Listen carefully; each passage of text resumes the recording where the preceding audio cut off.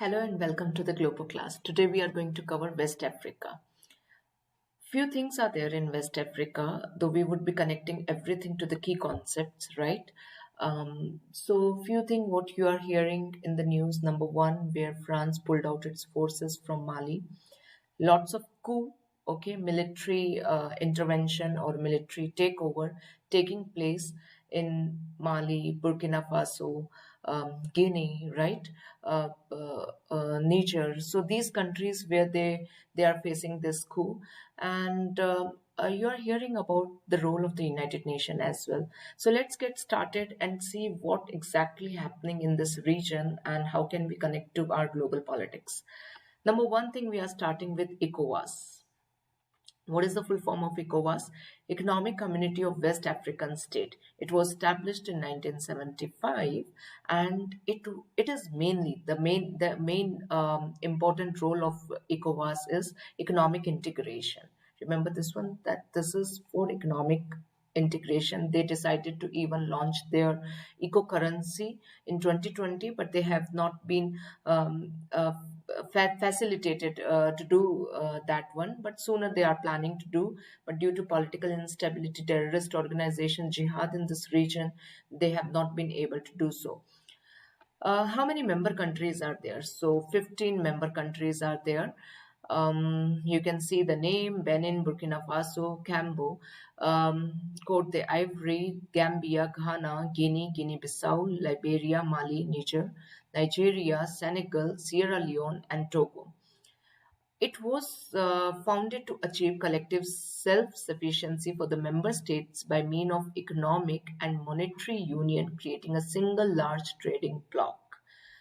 The challenges range from terrorism and violent extremism to piracy, political instability, election-related violence, drug trafficking, and deadly viruses. So these are some of the challenges what ECOWAS is facing. So this is about ECOWAS. Now, how this ECOWAS is connected to the recent news. So ECOWAS is the one which put sanctions on Mali, where the Mali people, they did not appreciate it, because the moment they put the sanctions on Mali, the most affected stakeholder, it's common people over there. So they started telling that please stop interfering in our country, because already we are not politically stable, economically stable, and top of that we are facing even the economic sanctions over there. So this is something where ECOWAS started popping up in the news, that why people of Mali, they are hating the sanctions of ECOWAS. Then comes Sahel region. So what is the Sahel region and how it is connected to? Okay, I'm going back to the first one. Here you can think of the regional organization, as we are connecting back to our global politics. So when you are thinking about a regional organization, definitely you can mention about ECOWAS. Then the second one is the impact of climate change and jihad or terrorism in such area. So in case if you are taking global political change in global political challenge environment, and you want to connect this challenge to terrorist organization, or to this challenge economic instability, political instability, then definitely you can think of Sahel region, that how this climatic harsh conditions, they have been leading to more and more extremist group in this region. So this is what your Sahel region is, below Sahara Desert. What are the countries over here? So the areas around Lake Chad, Burkina Faso, parts of Niger, and yeah, um, all these countries what you can see over here. So since 2019, 4.2 million people have been displaced from their homes in the countries of the Sahel region. This is 1 million more than at the same time last year. Violence has escalated in the past year, especially in Mali, as I said, Chad and Burkina Faso and parts of Niger. The Sahel region is also suffering the effects of climate change. Unpredictable weather patterns, drought, flood, and land degradation have jeopardized agriculture and livestock activities in a region where the majority of the population live off the land. It's called the Sahel, and in the center of it are Burkina Faso, Mali, Niger. These three countries are facing a toxic mix of escalating armed conflict, displacement, hunger, and widespread poverty, all compounded by the severe impact of climate change and COVID 19. So, now this is another part of your West Africa where you are talking about Sahel region and how it is impacted by the climate change. So, the global political challenge over here is environment, which is leading to poverty, hunger, instability, terrorist organization, and many more problems in this region. Now we come to this terrorist organization which are effective in the Sahel region. You can see over here. So this red dot, it's Al Qaeda in the Islamic Maghreb. Okay, Islamic Maghreb. So see, this one is which is very much affected by AQIM. Then the blue dot, it's Islamic State related group, all the jihadi group, they are coming over here. Then it's Boko Haram, which is Nigeria, right? You can see Nigeria majorly, Chad and Sahel. You have been hearing many news of abduction, kidnapping of Boko Haram, especially of the students. Why students? Because they do not consider Western education aligned with their tradition. So they want to forbid this Western education completely. So you see many news of kidnapping these girls, school girls, boys, children, and this is something where they hate Western principles, especially Western education as well. So these are the three very active groups over there. The reason for these insurrections are complex and are typically rooted in local grievances, right? And competition for local resources, in particular land for grazing, poor governance, and the lack of capacity by governments to deliver services and provide economic opportunities to their population. Remember, this is the concept of power vacuum or even economic instability. So if government is not giving employment to its people, then what the youth would do? So instead of getting job in its hand, they would get weapons in their hands. The same thing happening over there, because already there is climatic change thing taking place in the Sahel region, no economic opportunities. So instead of moving towards this economic thing or well-being or prosperity, they happen to take weapons in their hands. Radicalization very rampant in this region, and because of the terrain and all these things, it's not that easy for the foreign intervention to stabilize the situation properly. So local militia, they are rampant in this region. Now we go to UNOWAS. Okay, so apart France, so France has been in this region from past 9 years. Okay, so in case if I talk in terms of foreign intervention, then the recent news what you are hearing, that France pulled out its forces from Mali after almost 9 years, right? Why France? Because France colonized West Africa for a long time, and now France, under this paternalist approach, feel that it's my duty to protect the area from the terrorist group, to bring democracy in this area. So France has been there, European Union has been there, USA has been there, and the moment France pulled out its forces from Mali region, then there comes Russian missionary to train the soldiers or to train the local army of Mali against the terrorist organization over there. The major terrorist organization of this area is Al Qaeda, Islamic Maghreb, which I spoke earlier.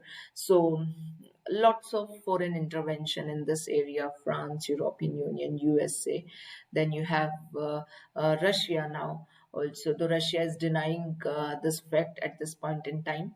But yes, this is there is definitely the hand of Russia also to drain this region. Why this region? Because this region is rich in salt mines, in gold, in uranium, and many more natural resources.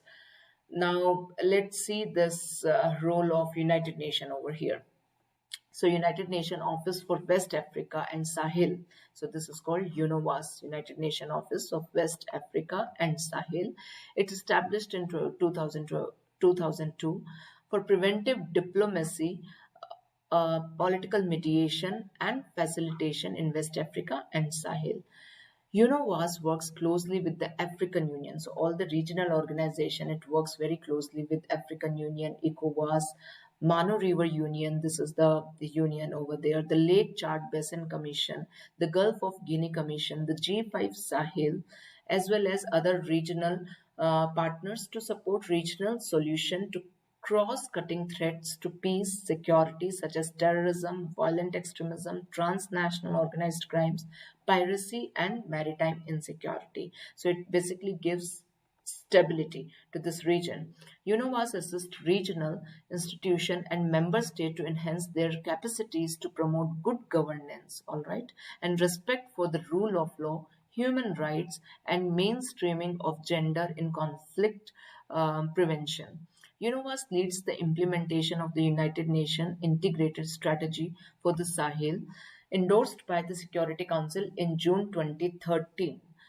The strategy includes a range of program and initiative in the areas of governance, security, and resilience. So that means it's creating this program since 2013 to provide more stability to the Sahel region. So basically, it's work in the mediation form, it's work in the form of peace building, right? Now, one thing, very positive case study of United Nations in this area connected to ICJ, International Court of Justice, ruling in 2002 between Cameroon and Nigeria.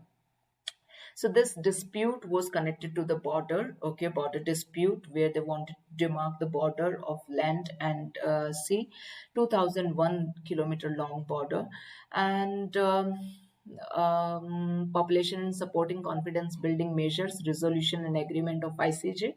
So the peaceful completion of the transfer of authority from Nigeria to Cameroon in 2008 finally, all right, so which was shifted from Nigeria to Cameroon, and ICJ gave ruling in favor of Nigeria. This border dispute was settled over here, but now the problem, however, is that insecurity of the border area, in particular the violence related to the ongoing Boko Haram insurgency, which is very active in this Nigeria region.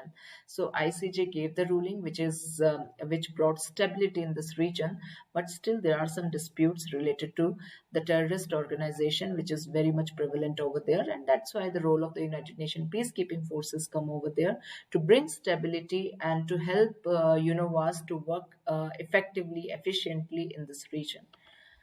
So that's all from my side, and definitely you can think from point of view of democracy, which is going at the in the back seat, uh, where lots of military coup taking place, as I said, in Mali, Burkina Faso, Niger, and Guinea. You see all these things. So these are some of the things where when democracy is flickering in such kind of region, and then people, they have lots of grievances, and the whole fight that goes around this greed versus grievance kind of thing, and in such power vacuum conditions, situations where easily terrorist organization, they are easily nurtured in such situations. So democracy definitely plays an important role.